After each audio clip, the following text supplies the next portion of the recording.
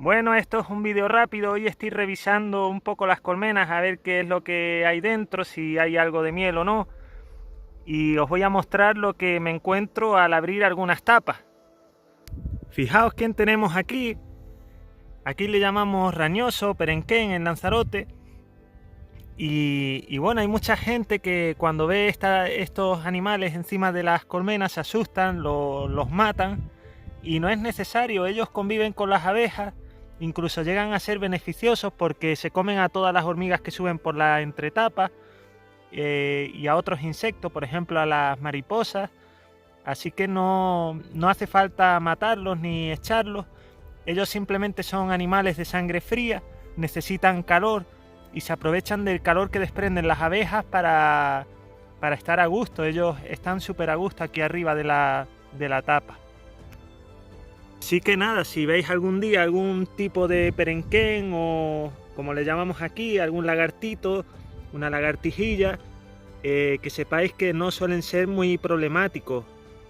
Normalmente cuando las colmenas están fuertes, ellas ya se encargan de que ellos no hagan nada malo. Fijaos qué bonito es.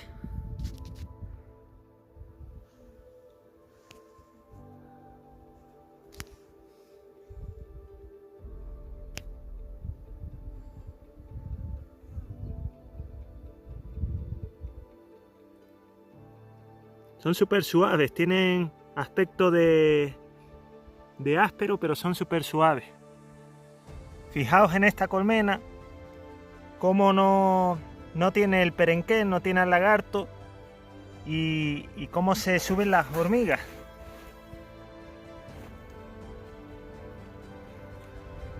No las quiero ni abrir, estoy revisando porque estoy viendo qué tal va la cosa, pero estoy viendo que están muy bien, están sanas.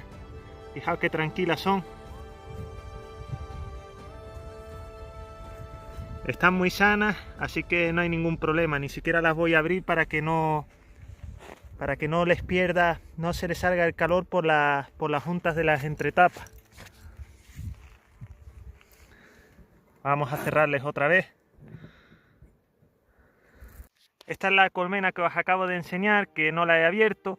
Muchas veces cuando somos nuevos abrimos mucho las colmenas para ver. Eso no está mal, hay que abrir porque si no abres y no ves lo que hay dentro, no ves lo que ocurre, pues no vas a aprender. Y del Facebook y el YouTube no se aprende, hay que abrir y mirar. Es bueno oír las experiencias de otros apicultores, pero tenemos que ver las cosas con nuestros propios ojos. Entonces cuando nos iniciamos siempre es bueno abrir el primer año, abrir las colmenas, ver qué ocurre, ver qué pasa. Esto no las va a ayudar, seguramente las vamos a debilitar, pero es la única manera. Si no sabemos qué ocurre, si no sabemos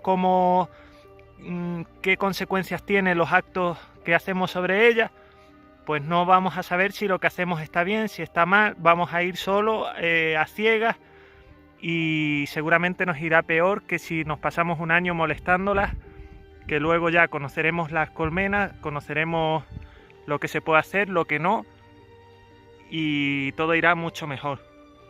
Fijaos cómo están ya los palmers, los núcleos que pusimos aquí en la arena para la flor de barrilla.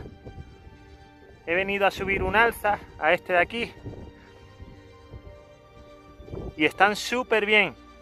Este de aquí lo acabo de abrir y me he quedado asombrado porque el método Palmer, cuando se le sube un alza, para acelerar un poco el proceso, se le sube un cuadro de cría cerrada, porque al subir un cuadro de cría cerrada y el resto estar sin estirar, las abejas no admiten eso porque térmicamente es más difícil de calentar esa cría.